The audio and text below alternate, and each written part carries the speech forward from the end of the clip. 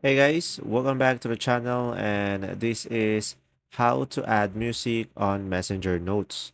So first thing that you will do is simply open up the Messenger application into your device. And now from here, just simply tap on your notes on the top left corner of the screen. And now from here, you should be able to see the music icon or the melody. So just simply tap on that. And from here, you will have various of options, or you can just simply search for the music that you prefer. So pretty much it will be depending on you. And guys, when you tap on the play button, you should be able to hear them. And now, if you want to select that, just simply tap on the music. And from here, guys, you will have an option which part that you like to play. So pretty much you will have freedom over here.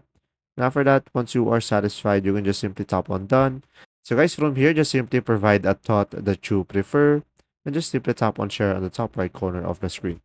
And there you go. If this video was helpful, please like and subscribe, and thanks for watching. See ya.